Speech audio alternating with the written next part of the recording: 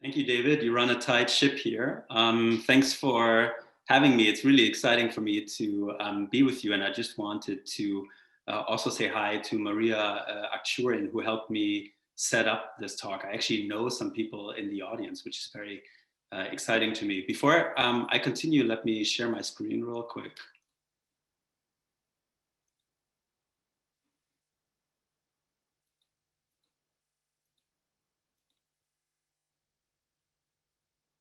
Okay, here we go. So yeah, my name is Jan Doering. I'm an assistant professor at McGill University, and I would like to present, give you a little bit of an insight, a little bit of an overview over my book, Us versus Them, today. Thank you for overcoming Zoom fatigue and for joining the event.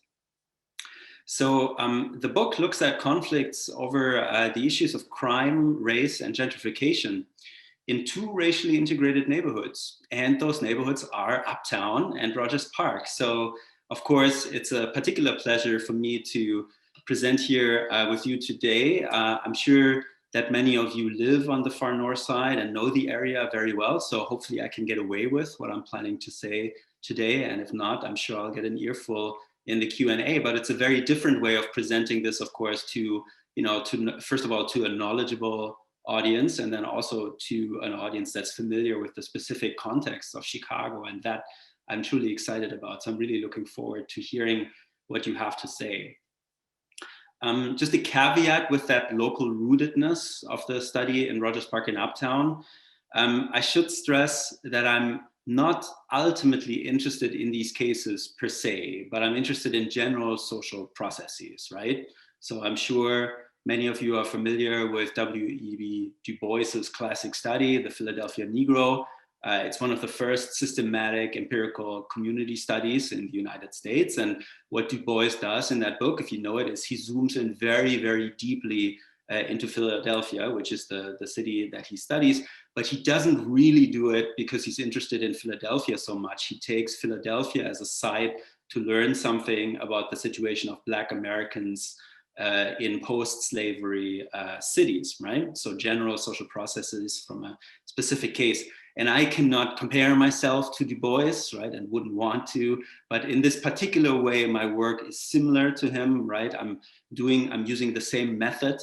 I'm zooming in deeply into a case to come out with something general that we can see in the particularities of the kinds that we can find there. I think that's a good way of doing social science, and it's something where Du Bois has led us.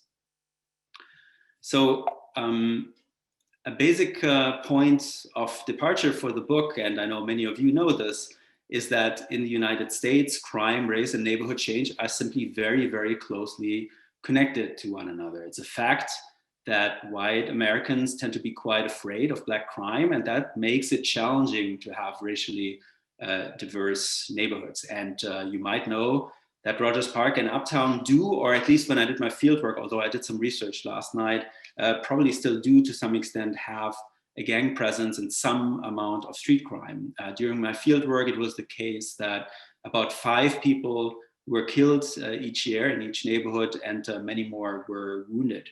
And so as a result of that, or at least in correspondence to that, a conflict plays out in these neighborhoods. Some people, most of them white, lobby for more aggressive and more extensive policing, for reining in crime by any means that they have at their disposal. This is their first priority for local change. But on the other side of the political divide in those neighborhoods, gentrification critics charge that the fight against crime doesn't really make anyone safer and isn't really about crime at all. Instead, they argue that the true goal is actually to intimidate, incarcerate, or simply displace Black and low-income residents. And this is where the book's link to gentrification comes in. They argue it's a tool for gentrification. And I do find in the book that the gentrification critics are right in this respect. They're right to make this argument. Aggressive measures to reduce crime do lead to gentrification and racial marginalization. And so I think that one of the main contributions of the book is to show how that happens. How does the fight against crime displace and harm Black people in those neighborhoods. Obviously, I hope that this argument is relevant to the current debates over systemic racism and Black Lives Matter. My humble point, and I'm not actually the only one in terms of public policy thinking, is that in order to understand the harm that policing does to Black people, it's not enough to look at the police, right? When police officers show up somewhere, it usually happens because someone has called 911. Police officers actually have limited discretion over where they show up. They're often driven by citizen demand for their presence. And so racial bias doesn't magically begin, of course, when the police show up, but it's a broader study that includes communities and their particular views on when is it appropriate to call the police, what should you call the police about, and ultimately, of course, also what goals do you have when you call the police. So in the book, I show that people who actively work to reduce crime, I call those people public safety activists, that's what they called themselves, they can have quite a bit of influence over the police, and in this way, actually also over neighborhood change. For example, I'll show that public safety activists can sometimes get people arrested from homes, evicted from homes. Of course, they do also manage to get specific people arrested. They can get people banned from specific public spaces like parks and shopping malls. They can intensify policing in particular areas. And all of these things affect Black residents more than white residents. For example, if you increase policing, Black residents will experience more police harassment, right? We know this for a fact. And so overall, Black people bear the brunt of these interventions. So this role of white residents in the marginalization of Black residents is what I would like to focus on today. And I should say, of course, I do a variety of things in the book, but my purpose for this talk here today is really to talk about that in some detail so that it doesn't become thin. Telling you about this has two particular components. First, I will show you how anti-crime activists shape policing within their neighborhoods and identify the harm that can do. So that's something I'll talk about quite a bit. And I'll touch on a second issue that the book also heavily engages, and that's the question of how actors talk about race as they do all of these things, as they pursue their neighborhood agendas. Because the public safety activists have to defend their interventions, their local initiatives against charges of racism to maintain legitimacy in order to continue what they're doing. And I refer to the practices that they use for this purpose, for staving off or neutralizing charges of racism as racial neutralizations. That's a concept I use in the book for this. And so in the second part of the talk, I'll talk about racial neutralizations and how they are used. Before I get into the findings, let me give you a brief bit of context. This is not going to be equally interesting for everyone, and so I don't want to spend a lot of time on this. Of course, it's something I'm happy to talk about later if people are interested in specific aspects here. There is now, fortunately, a vast literature on urban crime, segregation, integration, policing, and how all of that affects race, right, and racial disparities. But something that has often been overlooked is that residents now actually often have a measure of influence over policing plays out in their neighborhoods. Police departments in the US have become much more responsive since approximately the 1990s. That may sound completely counterintuitive to you given the protests last year. And of course, I wouldn't argue that police departments are equally responsive to everyone. Black voices are frequently dismissed, but many residents do have a certain amount of control over the police. And so my point here is that we have to conceptualize, we have to incorporate this influence that local residents have over the police. So we can't just look at the police in order to understand what the police do and what effects policing does, because they don't always get to decide that completely. So what I call this is the demand side of policing and how that may produce some of the phenomena that we find in the literature. And I'll return to that at the end of the talk. For example, Victor Rios's concept of hyper criminalization and the housing insecurity that Matt Desmonds describes. Just a few quick words on methods and data. And again, I can fill this in later if any of you like. I take Rogers Park and Uptown as two case studies of racially diverse neighborhoods to show how people negotiate race around the issues of crime and gentrification. I do this on all levels of community life where I saw this played out. So the book is actually organized by chapter, sort of vaguely by, are we dealing here with individuals? Are we dealing here with activists? Are we dealing with organizations? Are we dealing with politicians? All of them engage these issues and fight over these particular issues. They have various things at stake, from property values to organizational development to winning the next aldermanic election. And I try to incorporate all of those things in the book and link them to each other. So the book tries to do all of these things together. Of course, I used other things than interviews and observations. I used supplementary data sources like blog posts, city and census data, and so on. But the main method would be ethnography. And for those who are not familiar closely, what I mean by ethnography really is only that I immersed myself in these neighborhoods for several years and simply spent a lot of time there with the people to understand the kinds of problems that they face and what they think should be done about these problems, and to compare the things they do to the things that they say, right? In order to learn about their motivations and to check their motivations against the things that they actually do, which is something that ethnography is quite good at as a methodological tool. Here's a map that shows you where you are. As you know, the north side is mostly white and pretty wealthy, especially along the lakefront. So Rogers Park and Uptown, as you know, stick out as diverse neighborhoods, but their non-white populations are declining and incomes are going up. So gentrification is certainly advancing rather fast. I've also included a breakdown of the racial composition there on the right. You know this already. Both of these neighborhoods are ethno-racial cosms of their own, right? There are ethnic enclaves within them. There are Latinos and Africans, Southeast Asians, each of which sometimes dominate certain aspects of the neighborhood. And that's quite important for local politics. I have a chapter in the book that looks at how these communities engage that broader conflict. But today, I'll really mostly talk about the relations between Blacks and whites in those two neighborhoods, and specifically African Americans, of course.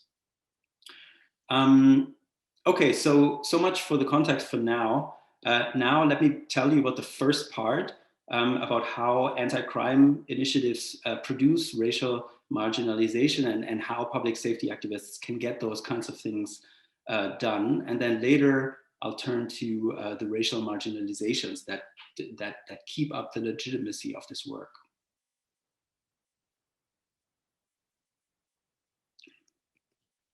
So in Rogers Park and in Uptown, and I think actually in many other racially diverse neighborhoods in the United States, you can find an organized group of residents who are actively trying to reduce street crime. That is their activism. I'll refer to these residents as public safety activists. And it may not surprise you to hear this, but throughout years of fieldwork, I found that most of these activists are middle class and white, although that is not homogeneously true. There are Black safety activists and there are low income safety activists as well. And their position is of course very interesting in all of this. On this slide here, I list the main practices that safety activists use to fight crime. I describe all of them in the book, but I don't want to overburden the talk. And so today I'll really only talk about the first two, and that would be calling 911 strategically and the practice of positive loitering. So I'll just focus on these two. But if you're interested in other practices, I'll be happy to talk to them to the best of my ability. So first, let me tell you about one particular group of public safety activists that I observed. These were people who were living on a relatively quiet side street But that was at a certain point in the summer while I was doing field work. They were observing increased gang activity, and it was in fact gang activity. I got this confirmed from Ceasefire, a local organization, and that included some open air drug dealing and also occasional shootings. There were about 8 of these residents who wanted to do something about this issue, who felt that they needed to do something themselves. And the first thing that they did was to start what they called a positive loitering group. Positive loitering is essentially a form of public neighborhood watch outside. Positive loiterers stand on particular street corners so that gang members can't assemble there. If they see anything suspicious, they call the police. This picture here is actually from another positive loitering group that I decided not to include in the book. I have a lot of data that didn't make it into the book, and this here will be one instance of that. My advantage is that I can show you this picture without giving away the identities of study participants, which is of course important. Some of you might know this corner. This is the corner at Lawrence and Sheridan in Uptown, close to where Lawrence House used to be located. And this corner here used to be an area where the gangsters' disciples often set up shop. So the idea was, if the positive loiterers stand there, the gangsters' disciples cannot stand there, and in this way, crime is prevented. But if they see someone trying to set up then a corner down the road, these safety activists will call the police about them.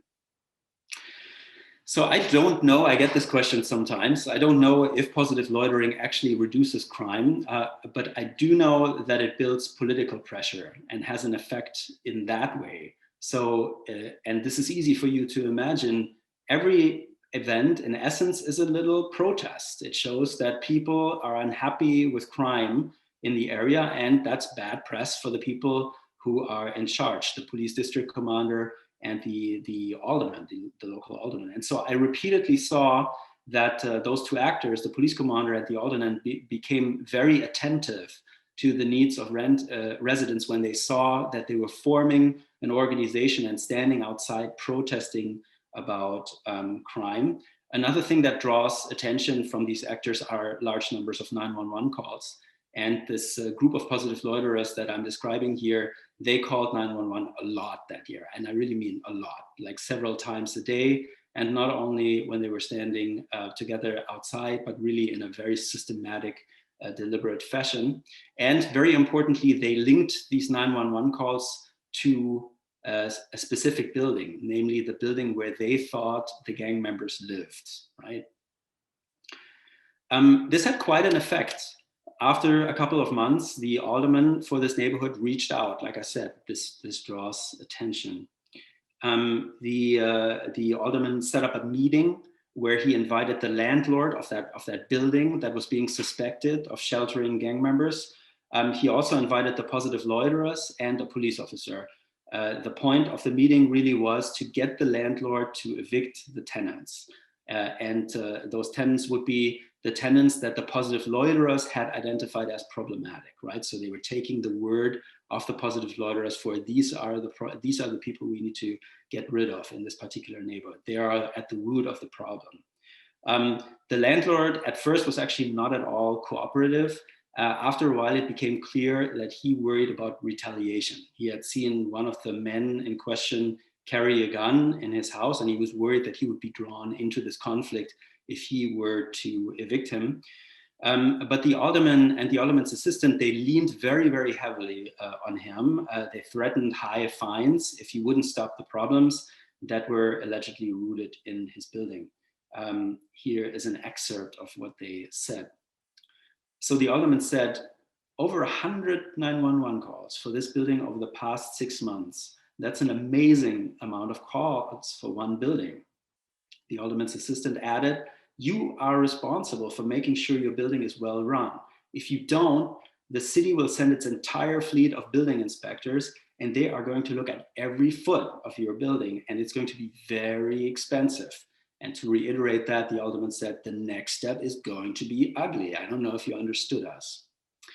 After this exchange, the landlord gave in. He agreed to file eviction papers for the tenants in question right then and there. and the alderman's assistant called the sheriff's office in order to prioritize this call to say, this was before winter was breaking out, and I don't know if it's still the case, but Chicago has a moratorium on evictions in the winter, and the alderman wanted to make sure that these people are evicted before the winter comes. So it was his highest priority that this happened fast, and he pushed that it would happen fast, and the sheriff obliged. 2 weeks later, those tenants from those two units were gone. You see from this that safety activists can have quite a bit of power to shape policing, and in this way, of course, also their neighborhood. The sheriff's office evicted these tenants without a trial and without definitive proof that these tenants actually had anything to do with crime. The evictions really happened in response to citizen demand that the public safety activists build up through calling 911 and doing positive loitering. This was a political response to their civic demands, not at all something that is related to a criminal investigation or something that we might consider a legitimate reason for eviction. Now, you might say that these are just a few residents, and perhaps the positive loiterers were right? Perhaps these evictions were justifiable in this particular case, although of course the point stands, they were not arrested, they were only evicted, meaning they have to live somewhere, and presumably they now don't live in a racially diverse neighborhood anymore with relatively decent social services. Now they might live in a very low income, I'm speculating, I didn't follow them. But chances are that the housing situation didn't get better and they have to live somewhere. So justifiable or not in this case, perhaps we can be unsure, but these tactics of public safety work also play out on a far larger scale, and sometimes dozens or even hundreds of residents are displaced at once. So I'll give you an example of that. And that's the case of Lawrence House, this building here. The picture is from 2012, and back then Lawrence House was an SRO, a single room occupancy hotel. So you can rent studios there on a monthly or weekly basis. The racial breakdown of the tenants was not entirely clear, but I've been in there a few times. I had friends in the building. It seemed to be about 50-50 black and white. So certainly it was to some extent an anchor, certainly in all cases, an anchor of low income residents, but also specifically an anchor for black residents in the neighborhood. Now, this is a building that safety activists in Uptown were very, very concerned about. Just as in the case of the positive loiterers that I described, these safety activists also argued that this building was an anchor of gang activity. Essentially, they were arguing that people were buying drugs on this corner here from the gangsters' disciples, and then they were going back to Lawrence House and consuming it inside. That was one of the charges. There were charges that there were stash houses, like an apartment serving as a stash room inside that building, and so on. So it was assumed that this building anchors the gang activity in this part of the neighborhood. So in 2011, they launched a campaign to do something about that. They held regular positive loitering events in close proximity. They also made a concerted effort to raise the number of 911 calls, and this does not only include criminal offenses. Lawrence House doesn't have central air conditioning, or at least didn't back then. And in the summer, it gets very hot in there. So you would see people coming outside and sitting on the sidewalk on milk crates in the summer to escape from the heat. You can report that to the police as blocking the public way, right? And that's another call that is registered against that building. And I saw people make these calls. People who were active in this group were encouraged to make these kinds of calls as much as they can. They raise the number of calls, police calls that are associated with this building. And then after a few months, the safety activists called on the city to do something about this building that was, after all, generating these enormous numbers of 911 calls. Now, of course, they had made many of these calls themselves, but the aldermen and the city were nonetheless responsive to these demands. They took the number of service calls and they said, this is not sustainable. Something in this building needs to change. So in the case of the positive loiterers that I showed you before, the alderman threatened to bring in the housing inspectors. And this is what happened at Lawrence House. The housing inspectors came, they were brought in, and they searched the building for code violations. Interestingly, these violations don't need to have to do anything with crime. Crime was the reason why the housing inspectors arrived, but what they did find were, defective sprinklers, broken appliances, rats, and so on, not causes of crime. But the idea here is that these violations, they give the city leverage to ask that the landlord make improvements also in terms of, improvements actually in scare quotes, change, the tenants of the building in order to reduce crime. This is leverage for getting that done. And Lawrence House was an SRO, as I said, so it was, it was rather run down, and I would agree that the building was rather poorly run. So the repairs would have cost enormous amounts of money, and the landlords failed to make these repairs. They didn't think it was worth it to do that. So the case went into housing court, which is what happens then. And the landlords understood that they were at risk of losing the building, that the city would probably take the building over from them. And so the only opportunity that they saw was to sell the building to a developer who was in wait and ready to buy the building when it came on the market. What this meant for the tenants was that all leases were canceled. The people who tried to stay were evicted. The building was gut rehabbed. And in 2014, the building reopened, completely renovated. Here are some pictures of Lawrence House today. On the ground floor, you now have a coffee shop, the Heritage Outpost, and a cocktail bar named Larry's. As you can see, this is a textbook case of gentrification. In fact, it's so textbook that it might look to you like I'm presenting you with some sort of overstated caricature, but this is actually what it looks like. So if you go in there, this is what you see. So this case shows you that the effects of safety work, they can be very substantial. In this case, hundreds of low-income tenants, many of them Black, were displaced as a result of the safety activists' initiative. And I should say that I saw these processes play out several times in Uptown and Rogers Park. This happened to several low-income buildings during my fieldwork. And it was not only tenements, the building could also shut down businesses that public safety activists complained. I'll spare you an example of that. It's also less exciting, but I observed this several times, that convenience stores were closed down because residents argued that gang members were allegedly taking shelter or perhaps even just being served in that business. So I think this gives you some sense of the impact that public safety activism can have. I focused on the effects that it has on housing, right?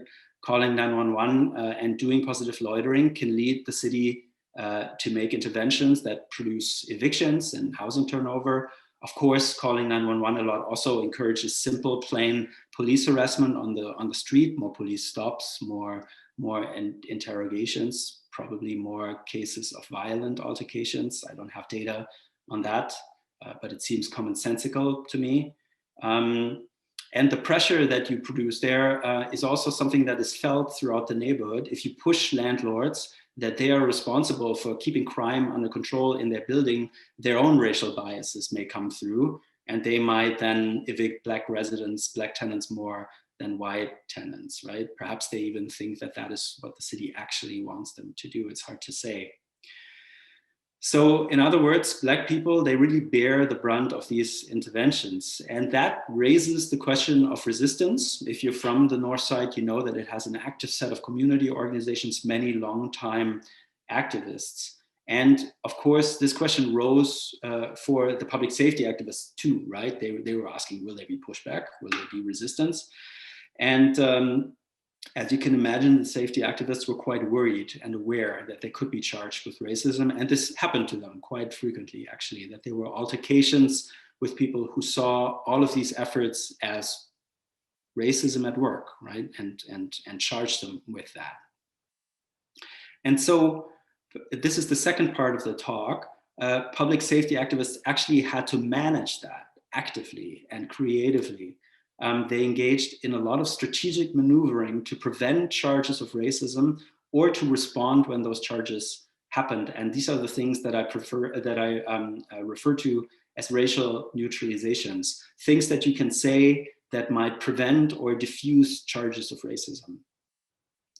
If you know Irving Goffman's work, I take inspiration from his work on impression management there. Here, this is simply a strategy of impression management that is used in order to defend against attributions of racist identities, right? That's theoretically, that's where that is to be contextualized.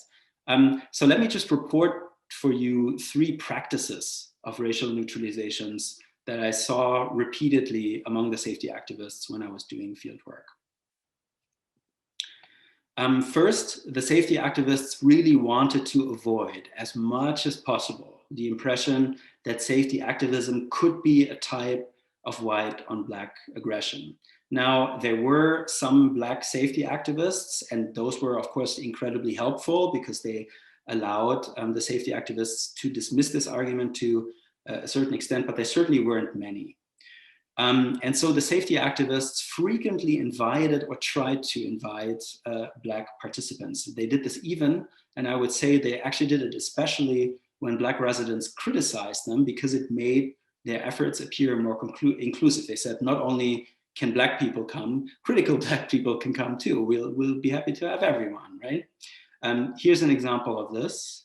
At one community policing meeting, I witnessed a very emotional interchange between the alderman, an African-American resident, and the police district commander.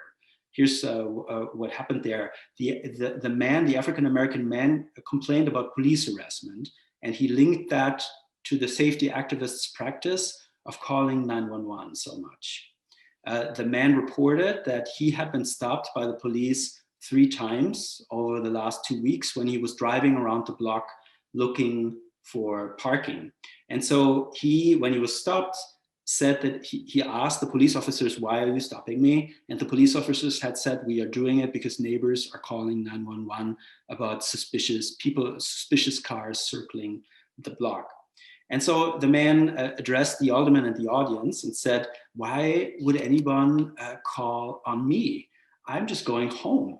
I'm not doing anything suspicious besides trying to find a parking spot. Just because a Black man drives a nice vehicle does not mean he's into drugs.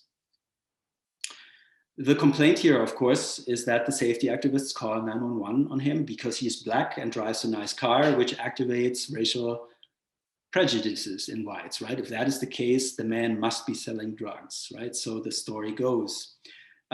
It's a charge of racism, although implicit, right? And certainly suggests that the situation could escalate from the perspective of the alderman and the police district commander, who don't really want to hear these kinds of things at events. These events are not helpful if your goal, and that is their goal, is to maximize the number of 911 calls coming from the neighborhood, which is what they were trying to secure at that meeting. I described that in more detail in the book.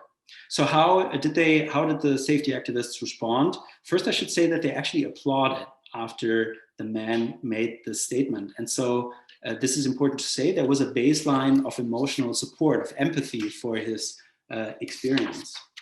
And then the safety activists engaged him with a mix of apologies and suggestions for things that he can do to prevent police harassment. For example, one white safety activist said, I apologize that the police stops put a negative aspect on you, but try to be positive. Attend beat meetings, attend, things like this. And I knew a Puerto Rican woman from fieldwork. She was also there. She said something else. She said, I walk my dogs 3 times a day, and I wave to the police officers whenever I see them, so they get to know you. Going to community policing meetings also helps. So you see here, the safety activists, they're not denying that it's bad for the man to be stopped so often and that this causes him distress. They're not dismissing that. But there's no sign that they might reconsider their own practice of calling 911 so much and seeing that as a solution to the neighborhood's problem, which they do. Instead, the proposed solution here is for the man to join the safety activists, to become a safety activist himself. This would help the man, they argue. He might get to know the police officers, and so they might leave him alone. He's on the right side, so to speak. And of course, it would benefit the safety activists. They would become more racially diverse. And in that way, the whole thing would look less like us versus them, less like black versus whites. But of course, it also puts the onus on this man to improve his own experience living in this neighborhood, not on the people calling the police and who are ultimately responsible for these encounters that he faces. So they're not willing to rethink what they're doing to change the neighborhood. They're only willing to deal with individuals and bring them on board. No systemic change, in other words. A second strategy is to make a strategic retreat. In these kinds of cases, and I saw some instances of that, safety activists give up things that become overly contested so that it becomes awkward to defend them. I'll give you one example. The safety activists had a very creative idea. They get photos of local offenders from the police. This is something that if you are working with CAPS, you can get the booking photographs, better known as mugshots from the police, right? To become aware of who lives in your neighborhood, who is allegedly anyway causing trouble. And so one safety activist, Eric, who worked closely with CAPS, he had the idea of informing residents about those repeat offenders. So he started projecting photographs of repeat offenders during community policing meetings so that people can learn their names and recognize them. And this would make the police response more effective. When you call 911, you don't only say, I'm seeing someone doing something suspicious at the corner of, I'm saying, I'm seeing Stephen Tuttle at the corner of, and then the police know exactly who to go for, right? So Eric explained this, and he said, instead of saying they're wearing an oversized white t-shirt and dark jeans, white tennis shoes, what good is that to a cop? So yeah, the idea was say who it is, say it by name. I observed the meeting where Eric tried this out. So as that meeting began, there was a revolving PowerPoint presentation of mugshots. The pictures were of 3 black men, including their names, ages, and height. And there was no explanation for why these pictures were being shown. So a few minutes into the event, an African-American woman, her name in the book is Phyllis, asked why these images were being shown. Eric said that all of these men had previously been arrested for weapons violations. Phyllis asked, are any of them wanted by the police? Is there a warrant for their arrest? Eric said that this is not the case right now, but it could happen in the future because these people have been arrested before. Phyllis was irritated by that and it seemed to her that it was unjust to suspect people who are not currently actually sought by the police. It seemed arbitrary to her. And under these circumstances, Eric did not continue to defend the strategy. Phyllis didn't really make a charge of racism, but Eric later told me that he did that. He gave up on the practice to prevent that from happening. So he experienced it in that way. This is what's coming next. And so he never repeated this practice of mugshot projections because he now thought that it was simply too controversial to do that. It undermines the organization. It makes it a site for attacking gentrification and people for anti-blackness. This is not what this organization wanted. And so they moved back from this. So like this, safety activists sometimes adjust when things become controversial. But it really was a surface adjustment. And this is important to state. Eric still continued to send these photos out to people who asked for them. He just didn't do it at the meeting anymore because he didn't want critical residents to know that this was happening so that this practice wouldn't become contested. He wanted to do the same thing, but with less pushback. So these are 2 resistance strategies. And a final one are favorable counter narratives. For example, in Uptown, I was around when a new alderman was elected there. Now he's not so new, and you might have heard of him in the meantime, James Kappelman. He was elected in 2011, and he ran with this campaign here. You see here that this flyer really plays up fear of crime substantially. Gangs, fear, vacancy, where he sort of builds on the fear of broken windows theory being true. The map of the neighborhood shows these explosions by intersection, which represents the crime rates there. So it's certainly an aggressive flyer that emphasizes crime. And you can easily imagine that a campaign like that encourages critics to make charges of racism, and that is indeed what happened. It was a very divisive, bitter election. But Kappelman won. And after he was elected, he had to make up a lot of ground. He had to make efforts to establish his legitimacy among the Black residents in the neighborhood to show that he's not anti-Black. And so his office created a plan for policing that set the parameters for his work to reduce crime. And here is the statement that opens up that document. While it remains a given that the city of Chicago is in need of more police, defund the police back then was not a topic. The purpose of this document is to reinforce the need for the entire community to work together to address crime and crime prevention. No ethnic group or income class can be singled out for the causes of crime, and the true causes of crime remain complex. So this counter narrative here, it frames crime as a unifying rather than as a divisive problem. It's an opportunity for the neighborhood to come together and grow together. It also suggests that crime is not an ethnic problem. And so fighting crime cannot be about ethnicity either. Note also the use of the more enlightened word ethnicity rather than the word race, which seems more politically tense and loaded. I heard similar counter narratives of this type very often. For example, as opening statements when community policing meetings began or at block club meetings and so on. The practical intent here is to make safety activism appear less divisive than it could otherwise appear. So these are three strategies of neutralization. I would like to do one last thing before I conclude, and that is to show you that these racial neutralizations really matter, because bad things can happen to people who make bad racial neutralizations or who don't make any in situations where those neutralizations would be called for. And for this, I'll stay with Uptown Alderman Kappelman. After he was elected in 2011, safety activists in Uptown lobbied Kappelman to close this basketball court here.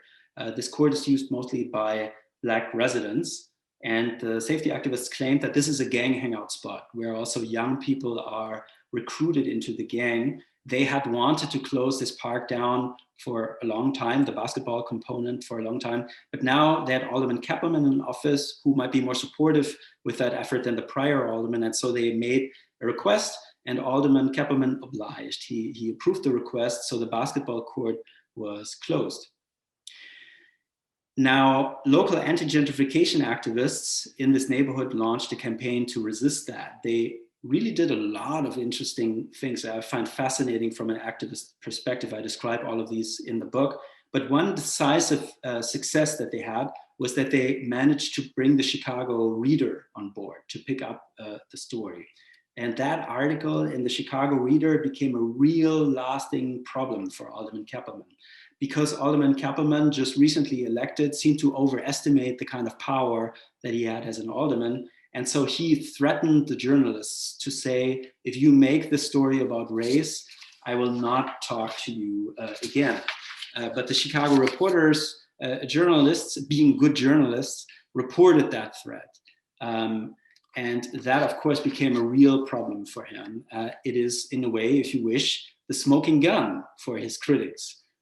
His critics would say, and did say, if the decision to close the basketball court had nothing to do with race, then why would you threaten journalists in this way? Why would you talk about it in this way? Why would you want to suppress that story if there's nothing there? And so the article and the negative publicity it produced really had consequences for Kappelman.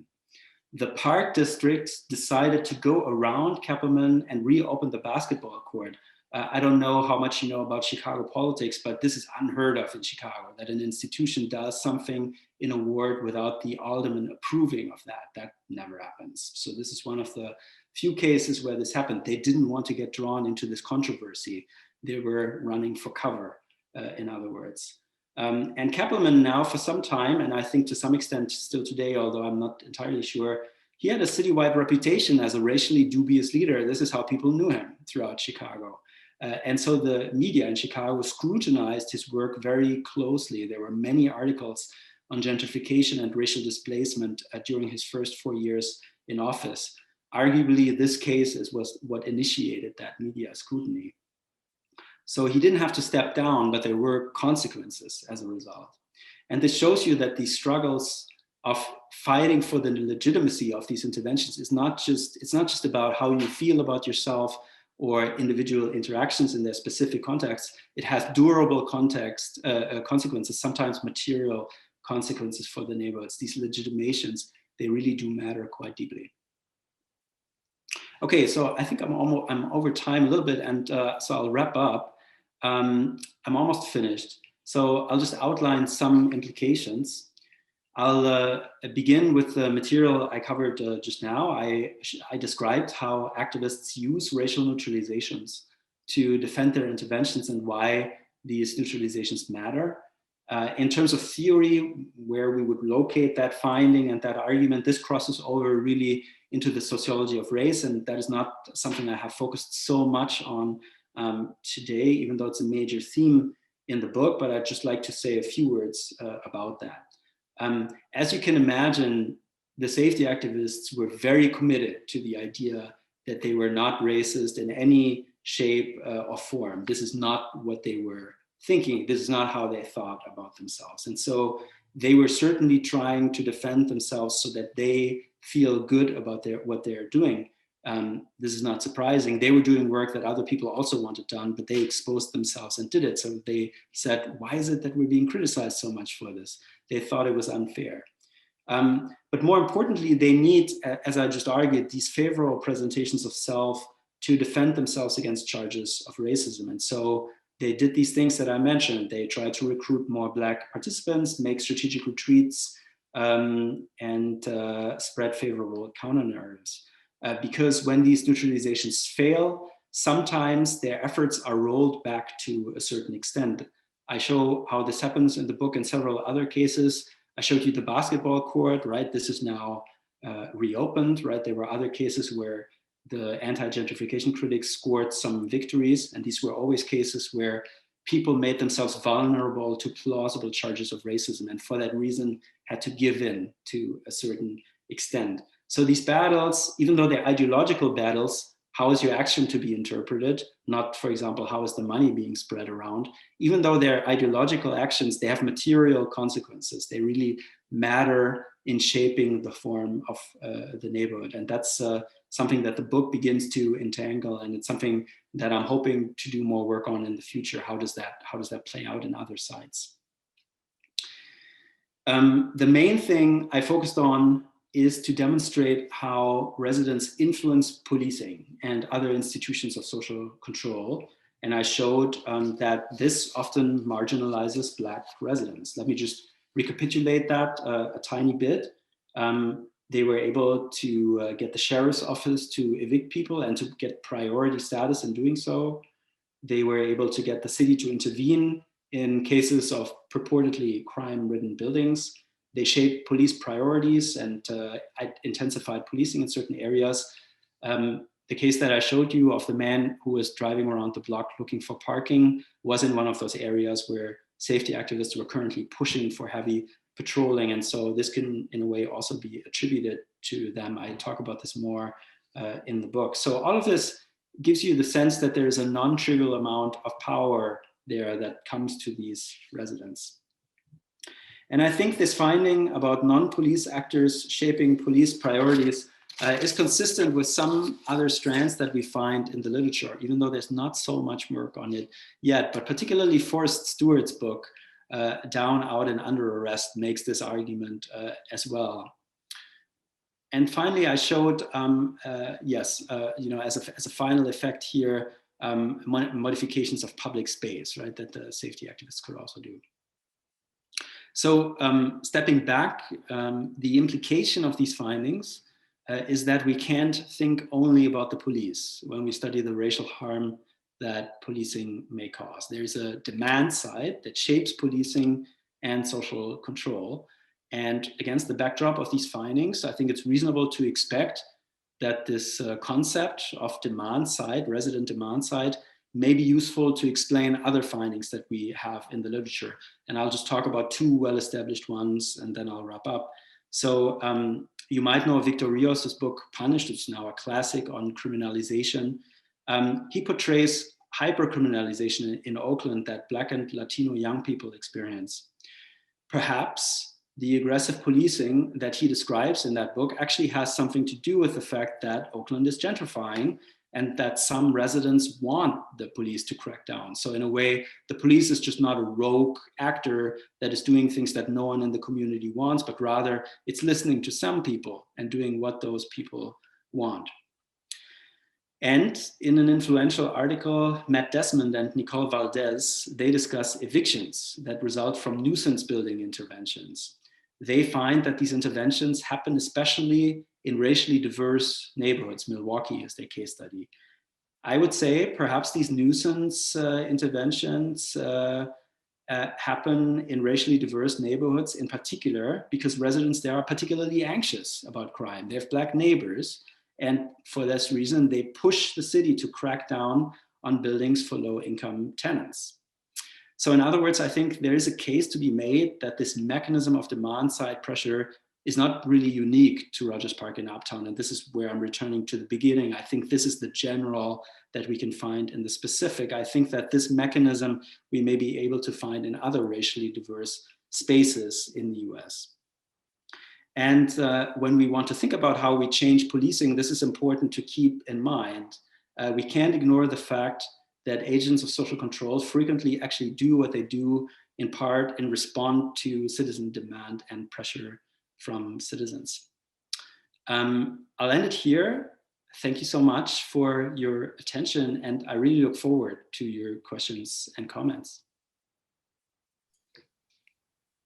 Thanks, Jan. That was fascinating.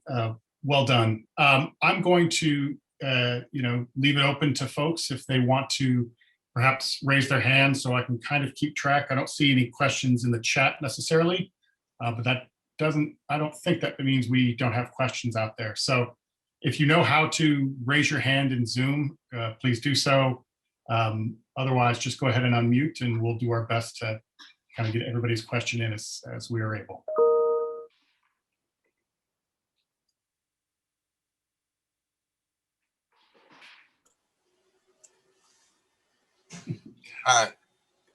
This is Richard Block. Hi. I have it was a good paper, a good presentation. 50 years ago, I was a resident of Uptown, and the Lawrence House was considered a problem building then. Not by race, I think, but Uptown in general was kind of a halfway house. They put all the city's halfway houses in Uptown, essentially. And so we were, we as residents were kind of continually harassed by people just drifting aimlessly on the street. They had kicked everyone out of the mental hospitals and decided to put them in Uptown, I guess. But Lawrence House has been a problem for generations, is the point. Why do you think that the social activists now succeeded in gentrification, whereas in the past they didn't? And gentrification has been a problem in Uptown probably for all those 50 years. It's been a fight. I have one other question. Your point, I think, about diversity and the use of social activism is really an interesting idea, and it's certainly one that is testable. And if you look at John Eck's work, he's actually done that kind of testing statistically. So it would be interesting to look at that kind of thing. Yeah, could you repeat the name? Sorry. I'm sorry. Could you repeat the name, John? The last person you mentioned who is doing this work statistically? John Eck. John Eck, E-C-K. E-C-K, thanks. Thank you. Yeah. Yeah. He definitely not, he's highly statistical though. He's yeah. Yeah, no, that's great. I love trying to connect qualitative findings to statistical work to see, you know, here's a mechanism, how common is it, right? Because this is not something that I can only do this on an anecdotal basis by comparing to other things that would plausibly fit, but prove it I cannot, right? For that we would need quantitative data. So thank you for this. I know just a bit of the statistical literature about the quantitative factors of gentrification. And there is, of course, a literature that looks at the links between crime reduction, and gentrification. I hadn't seen anything where civic activism on, you know, to fight crime is incorporated in that. But I would be very excited if there was, and I would be very happy to look into that. Yeah, you mentioned Lawrence House, and I'm glad that you have this experience, first of all, of saying that people really were harassed on the street. So I don't want to deny that people, particularly back then, and of course to a certain extent still when I was doing fieldwork, were harassed in the neighborhood, right? There were some problems in Uptown, certainly. And it's definitely a fact that Uptown has a higher proportion of people who heavily rely on social services than other neighborhoods. On the other side, that's also the beauty of the neighborhood, right? That all of these services are available to people here in close proximity. Many of the people who complained about these issues were recent residents. So they moved to the neighborhood clearly in hopes that this would eventually disappear to a certain extent. So they moved to the neighborhood being unhappy with how it presently looked. And then they were hoping that in a little bit, it would look more like they were imagining it to be in the future. And this is something that people repeatedly told me, this is a risky investment that we made here. And this is also why we're involved in activism. We feel that a push is needed. So the safety activists were seeing it that way. You asked why Lawrence House gentrified just now. I think it's sort of a combination of the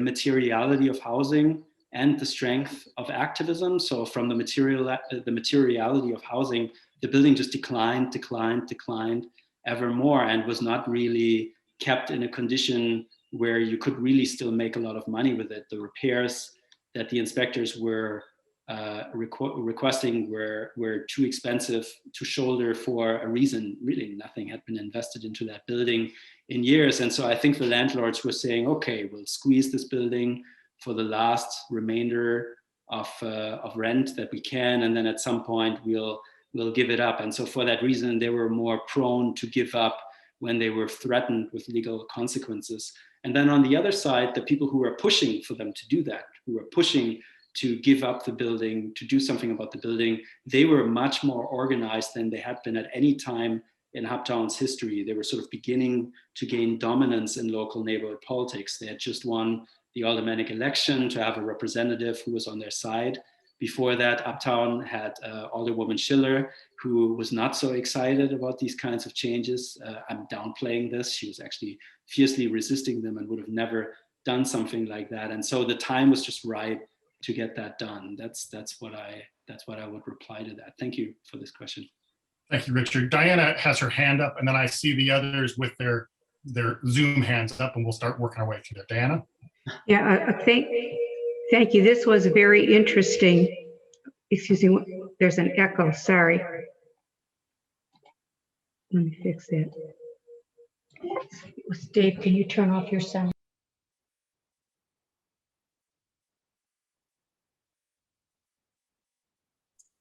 Diana, Diana, I asked you to, I muted you for a moment, so you can go ahead and unmute yourself again.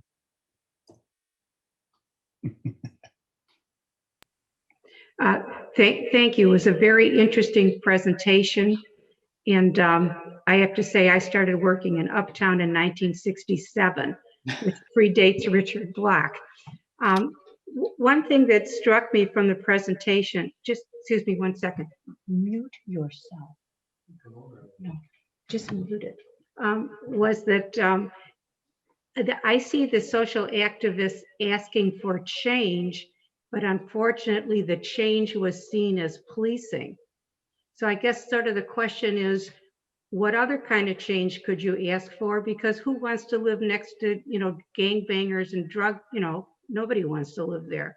So what's the sort of thinking about now, how we talk about, the whole different spectrum that affects health and crime and I just thought of, for instance, the example of the playground. Well, why don't we put the basketball court next to the police station or the fire station so the teenagers go there and have a park for little kids where little kids go? Or why don't we look at low income housing and in other words, all those other things. I guess I don't think it's bad to be an activist who doesn't want to live with crime. Yeah. The issue is, what are the opportunities to change that level of crime that doesn't necessarily have big racial impacts? I don't think, nobody wants to live next to some guy who's dealing drugs. So there you have it. Yeah, for sure. Great point. Thank you for this.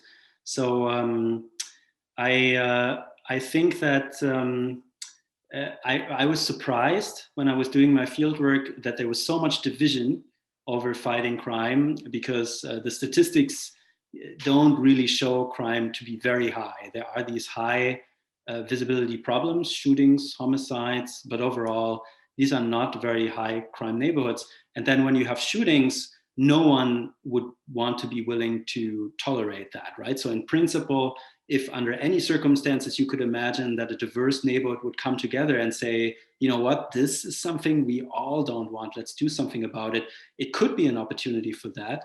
But it didn't work out that way because it had these wider repercussions. Some people were really working on crime because they wanted low-income people to leave, right? That was their ultimate goal. And not everybody who was fighting crime, but this perception among the leftist activists of that was very strong. So there was almost no opportunity for collaboration, even though I think that could be highly desirable, right? And there are initiatives in these neighborhoods to particularly support youth. There are many community organizations that are doing excellent work from the community up in Uptown. And there's Ceasefire, and there are other local initiatives that don't really rely on policing so much. I think the first thing to do in Uptown would have had to be convincing people that the problem is actually not as bad as some people thought it was. Because the way that you just put it right now, no one wants to live next to a drug dealer. That would have been the case for only very, very, very few residents in those neighborhoods. But people thought that the problem was huge and that there were many, many gang members. And so leftist activists were repeatedly talking about the problem is not how to get rid of these last problems, but to convince people that these neighborhoods are actually rather safe and that the problems are well under control. So the rhetoric was too divisive for people to understand that these strong interventions are not necessarily required. That the political rhetoric, and I have a chapter on that in the book, heated those conflicts up repeatedly so that people felt, oh, there's nothing else that we can do. It has to be heavy policing. And I don't think it actually has to be. There are other options. Thank you, Jan. Gwendolyn, I see you there with your hand up. Thank you, and thank you for your presentation and the part that you presented in your book. So these are some thoughts and then a question within it. You bring up Victor Rios's book, Punished, and one of the things that he highlights is really how the state and state agents actually stalk these young men in Oakland that he's writing about. And often when we're talking about gentrification of neighborhoods, you forget how gentrifiers actually also stalk old timers, what Japonica Serafino Brown would talk as old timers. But what about like how the state stalks and harass Black and Brown folks and even people who have mental health illnesses? But also, I want to know if you process or have read Khalil Muhammad's The Condemnation of Blackness and how crime was written through Black bodies and how the residues of that carry from neighborhood to neighborhood and to how people process the presence of young Black and Brown youth in spaces or a collection of Blacks who may not be wealthy, and that in the criminalization of space, which also is usually racialized, especially in Uptown, and Rogers Park actually has the only concentration of white poverty in the city, right, where it has a huge consequence compared to other parts of the city, but that these spatial imaginaries also shape that you're aware, like you have these spatial imaginaries, but because of a place of privilege, you bring your body into a space that you don't like with the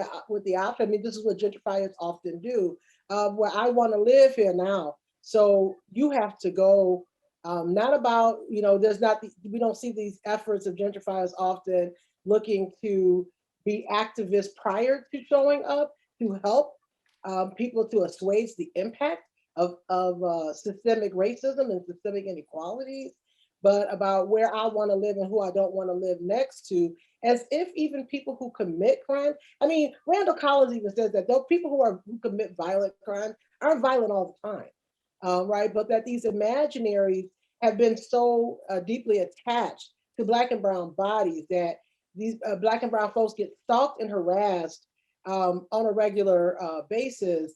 And this appearance of we just want the neighborhood to look to be well, as though people who, even folks who commit crimes, don't want to be unsafe either, right? We got to talk about like how we get to that place. So if you could just tell us like how you address this in your text or maybe in other work, or how you saw this playing out well, we can go with Uptown since that's what people have been talking about. Yeah, thank you. I'll do my best here. I am not familiar with the piece that you mentioned, and I would love to have the citation. But of course, this imprinting of criminality on the Black body is something that many scholars have worked on, right? Like I think I first read it with Du Bois, right, as an early source, and then later, of course, in Alexander and in modern critical race scholarship, this is one of the key ideas. So thank you. I will look at that for sure. And I really set the study up as a good study to think about racial conflict precisely because of that, because this is an environment in which whites, who usually prefer and often are living in spaces where very few other Blacks live, don't need to engage these problems, or on an abstract level, what do we do about the inner city or things like this.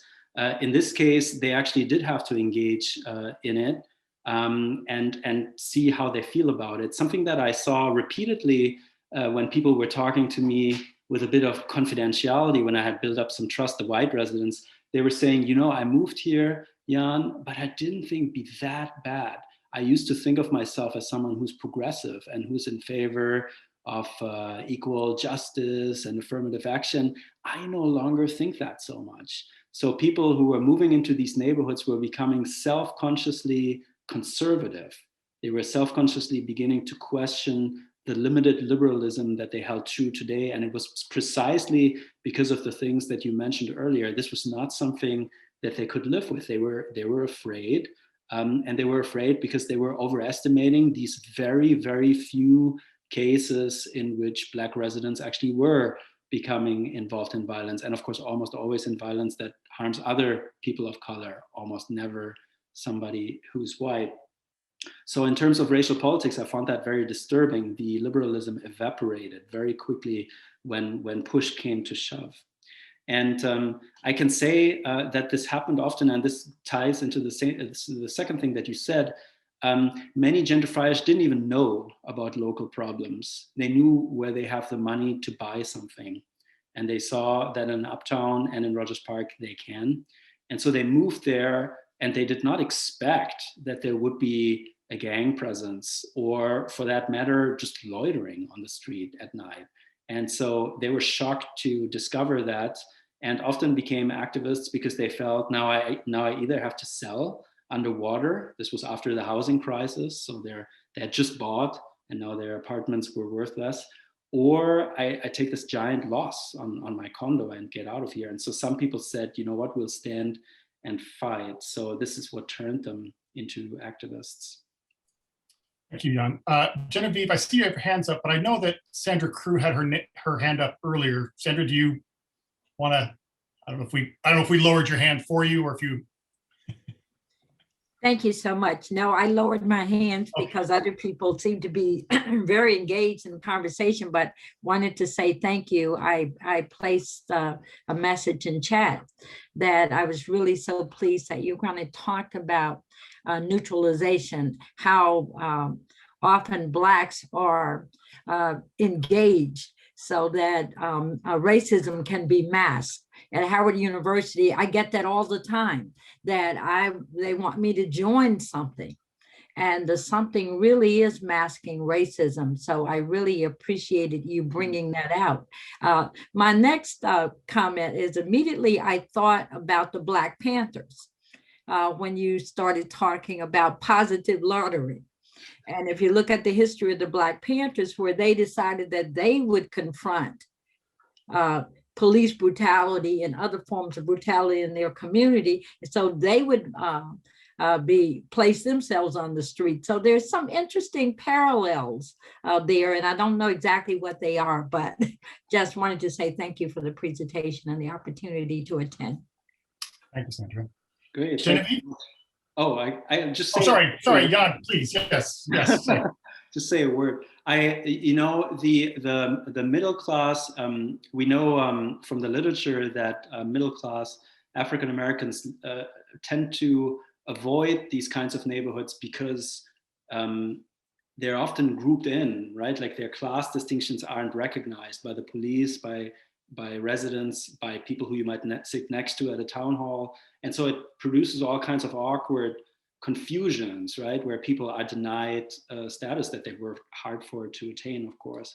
And so there were rather few middle-class Black people in both neighborhoods, but there were a few, and some of them were on the side of the police and of a police-centric solution.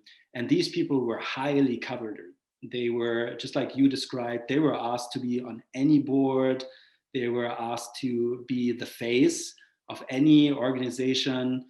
In Uptown, they were trying to get rid of a left-leaning white alderwoman by fielding a Black candidate who was actually very conservative, but in the hopes that it would make the mission look more, more palatable. And so this is something that was a big topic in those neighborhoods. Where can we get middle-class African Americans who are willing to fight this fight with us? It was a constant topic. So yeah, thank you for mentioning this. Thanks, Sean. Okay, now Genevieve. Thank you. So I guess one thing that I was thinking about during your presentation, and of course, thank you so much. It was a wonderful presentation, very informative. One thing I was thinking about is the incredible potential for violence, white violence, based in ignorance. So you gave the example of a man parking his car and people calling the cops, and I'm thinking he was a criminal. I wonder if that could also be the case for a man sitting on his front porch, hanging out with his friends, and the neighbor would assume there's drug dealing happening in my neighborhood. I can't believe this man is a drug dealer. He's selling whatever, instead of seeing that as a person of color existing in a public space. That it makes me wonder how, or if it's even possible that information and education might play some role in preventing this white supremacist violence that these activists feel so entitled and so empowered to commit against their neighbors. The concept that eviction is something to be taken so lightly that you can feel empowered to do that to your neighbor just because you want to. I mean, to me, that's an incredible act of violence. It makes me think that these are people who have never experienced poverty, who have never themselves been evicted, who have never experienced actual crime, any sort of violence, much less violence committed against them, or traumatizing experiences with Chicago cops. That why are these people coming from such a place of ignorance so powerful? Where does that come from, and how do we prevent that? Either limiting their power or educating them so that they can use it in a positive way instead of for violence. And I don't just mean residents of Rogers Park, although that is certainly the case we're talking about here. I also mean for Loyola. In general, we are a white Catholic North Side school. These problems are in the way we think of race in Chicago. When something happens, when a young person is shot or killed by police, I've had coworkers in my department say, well, if you're not doing anything wrong, you don't have anything to worry about. Cops are good people. Cops wouldn't just randomly kill somebody. Well, they do. I mean, look, there's so many examples in Chicago alone. So how do you change hearts and minds, I guess is what I'm asking. And I know that's a massive question, but we've got to do something. And I think as white people, we have a little bit more power to convince other white people of this. So is there anything you would recommend? Sure, thanks. This is, of course, the key question, right? What do we do about it now? I would say two things. So one is I became increasingly disaffected with conventionally consultation type democracy while I was doing my study. So you can go talk to police officers about their priorities and their daily work at CAPS meetings, and it's open to everyone in principle, even though I know that's actually not the case. One time, anti-gentrification activists were saying, let's bring some gang-affiliated youth and have them talk to the police officers. This did not go well. They were kicked out immediately and not nicely. So those conversations were not had at all. But the people who show up to these meetings are white, middle-class people for the very most part. There are some people who come nonetheless, even though they have to worry about putting food on the table, or they raise their kids on their own, or something like this. But so these consultation mechanisms, they produce inequality by default because the people who can show up and who do show up are privileged. And so consultation as a method of democracy, I think, is fundamentally flawed when you have these deep inequalities. It needs to be different. You might have to have, these conversations are happening in Chicago, you might have to have an independent police oversight board. In fact, I would say you definitely need to have an independent police oversight board. And in communities, you might have a board where perhaps you pay people to come because their time is valuable and they can't just afford not to make income in this time.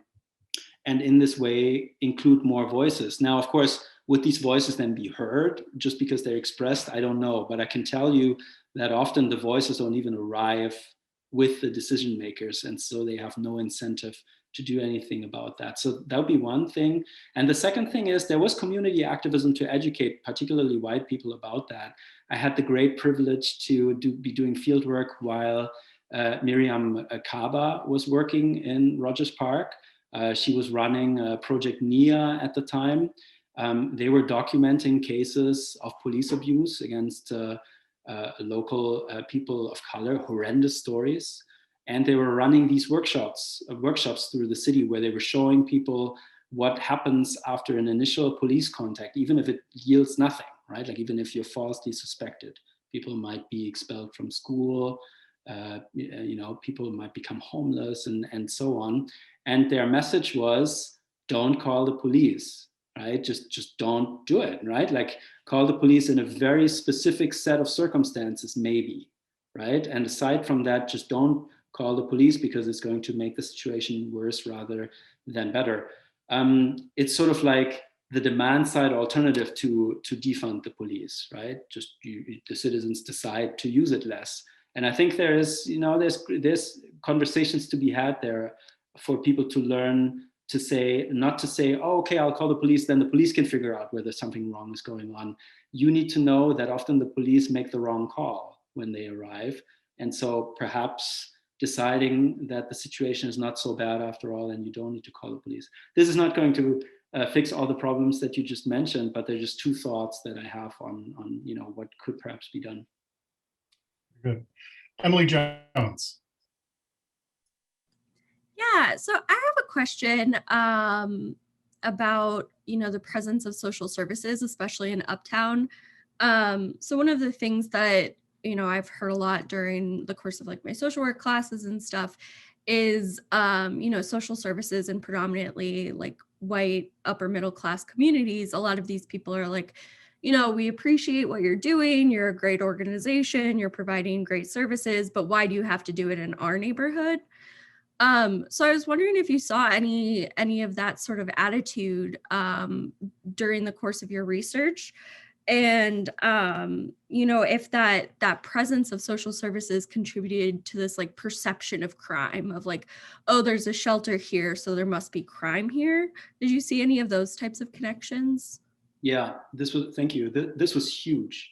So the community organizations, the shelters, the methadone clinics, the after-school programs, even in Rogers Park and Uptown, they were under tremendous pressure from politicians to make sure that there's absolutely no loitering outside, that people are leaving immediately after their events end, that they don't cause any disorder, because any of that led to really, really deep discontent. I was in Uptown when a shelter was shut down because people complained about the shelter repeatedly because they said it contributes to disorder in the neighborhood. We can't have it here.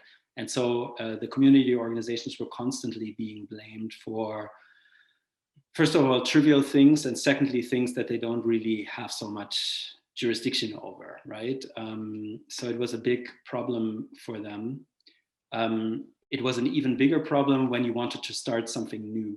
So, I mean, now that these neighborhoods are increasingly gentrified, the thing to do would really be to build more affordable housing in them, right?